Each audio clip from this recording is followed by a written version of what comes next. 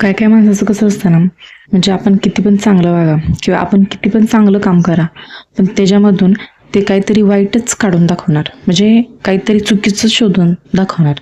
म्हणजे हे चुकले बाबा, ते चुकलंय, जे चांगलं ते बघणारच नाही.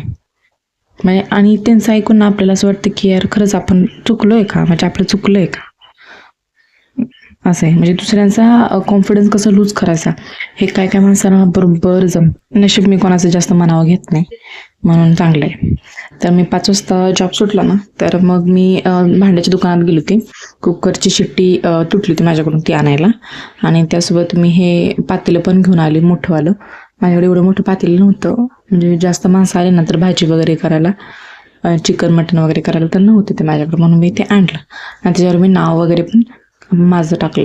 माझं नाव असलं ना एखाद्या भांड्यावर मला खूप भारी वाटतं असं. आता रात्री स्वयंपाकामध्ये फक्त डोसा, बटाट्याची भाजी, चटणी करणार होती. बस हलकं फुलकं जेवण. असं होतं आजचा दिवस.